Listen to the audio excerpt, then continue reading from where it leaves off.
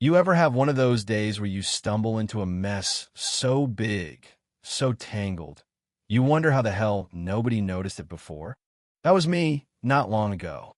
You're probably expecting some wild sheriff story, flashing lights, chase through the woods, the whole bit. But honestly, this one started with me doing paperwork, half asleep, standing in a line that smelled like burnt coffee and old carpet. I'm Michael, and yeah, I'm a county sheriff. But that afternoon, I was just another homeowner waiting to refinance the house. Waiting, killing time, and doing what I always do when my mind wanders. Poking through public records, checking property deeds, scrolling past names I half recognize for neighborhood BBQs and block parties. Occupational hazard, I guess 20 years in law enforcement, you pick up some odd habits. So, there I am, scrolling when a name pops up that hits a nerve. Teresa Brooks. Now, I know that name. Trust me. HOA president, queen bee of our little kingdom.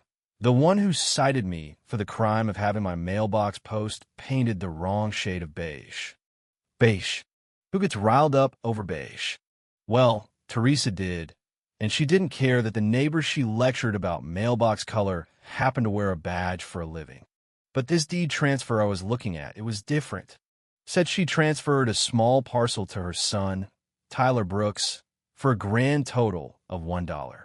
$1. That's not estate planning. That's a magician waving a wand and making the community's stuff disappear. So I start pulling the thread, looking up parcel numbers, zoning codes, the old plat maps. Turns out that little slice of land was common area, the overflow lot, and the green strip where the kids kick a ball around after school.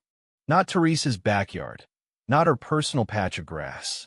No, this was land we'd all paid for, every month for 12 years. I'm sitting there in my truck, sweating with anger, plat maps spread across the wheel, just running through all the dues I'd paid, thinking about garage sales in that very parking lot. Now, I could have shrugged and told myself, not my circus, not my monkeys. But once you see fraud, you can't unsee it. It's a sickness in your gut, something you have to drag into the light. So, I go home. I'm not in uniform, not waving my badge around, just a guy with a stack of records and a wife who knows when to leave me alone with my spreadsheets. I dig into the HOA documents, the CCNRs, the ancient minutes for meetings nobody remembers. There it is, plain as day. Any sale of common area needs 75% approval from homeowners. We never voted. Nobody even whispered about selling off that lot. But Teresa did it. Just file the paperwork, slick as you please. The tax records show it's now under Tyler's name. He doesn't live here, never showed his face at a meeting. I'm looking at a betrayal that isn't just mine. It's every neighbor on my street, every retiree who picked this place for the community feel. We'd all been paying into a pot, and she just dipped in like it was her piggy bank. Now, I'm not stupid. I know if I go in with my badge, Teresa's lawyer will howl conflict of interest. Paint me as the angry neighbor with a vendetta. If I come in as just a guy with questions, she'll spin it as a personal grudge. Both moves stink, so I settle on this. I'll play by the book. No special access, nothing a regular homeowner can't see. I start building the case, one boring document at a time. I email the HOA for financials. I sift through years of meeting minutes. While I wait, I dig through old notices, ballots, anything I'd ignored because it was easier to trust people who seem in charge. Funny, isn't it? How many problems fester because nobody bothers to look? When the numbers come in, there it is, on page 14 in black and white. Land sale, $1, deposited into the reserve fund like it's the most normal thing in the world. She didn't hide it. She just counted on nobody caring enough to read. And she was right until now. At the next HOA meeting, I keep it cool. Just another neighbor in the third row. Teresa, sitting at the front with her secretary and a board committee guy, running the show with that rehearsed, patient smile. I ask about the transfer, keep my voice flat. You should have seen the way her fingers tightened on her papers. She tries to brush it off, calls it administrative. No real answers. Then, out of nowhere, Jim Brennan stands up, white-haired ex-CPA, retired, used to be on the board. Jim calls her out, knows the bylaws, knows there was no vote. Suddenly, it's not just me. The room goes dead quiet. Teresa fumbles, says she'll review the matter, ends the meeting. But the dam's cracked, you can feel it. In the parking lot, a couple folks come up to me, some offering help, others just wanted to know what's up. Jim, though, he's the real twist. He invites me over, and pretty soon we're knee-deep in property records, coffee mugs everywhere, following the money. And you know what? We find 2 more parcels. Same deal, transferred quietly to an LLC tied to Teresa's son. Each time, a slice of common land, each for $1. 3 parcels in 5 years. We call it salami tactics, slice off a little at a time, so nobody notices until you're left holding crumbs. All in, nearly $200,000 worth of land, paid for by the whole community, now in private hands. We print everything, put in a timeline. Nothing hidden, nothing secret.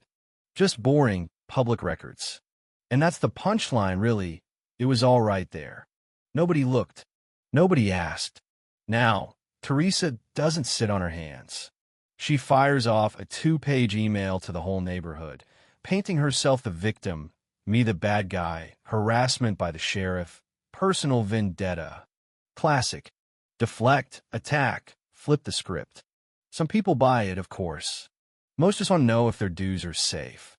I resist the urge to respond. Instead, I send the file, everything, start to finish, to the DA. Let them do their job.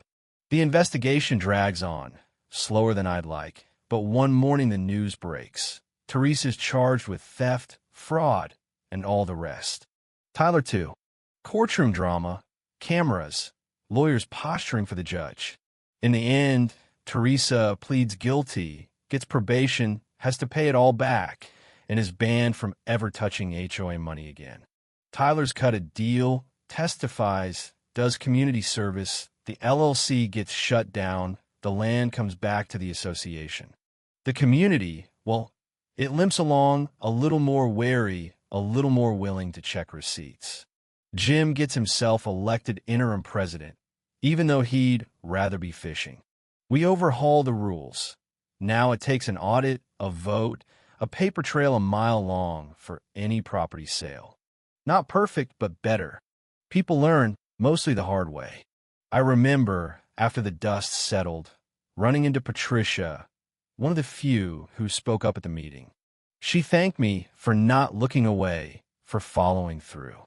Most folks see something off and figure it's not their problem, she said. She's right. I almost did the same. Here's the thing, and it's not just about HOAs or fraud or legal drama. The real lesson? Don't assume someone else is watching. Trust, but verify. If something feels off, poke at it. If someone says it's too complicated to explain, ask anyway. Public records are public for a reason. You don't need a badge, just stubbornness and time. So, let me ask you, if you were in my shoes, would you have kept digging? Or would you have let it slide, hoping someone else would step up? Drop your thoughts below. Ever dealt with an HOA horror story yourself? Maybe yours was over a mailbox, a trash can, or, heck, maybe your cat roaming the yard ticked off the wrong person. Tell me your story. Sometimes sharing is the only way patterns get noticed. And for what it's worth, if you're still listening, next time you get that newsletter or that meeting invite, maybe give it a look. Who knows what you'll find? See you around.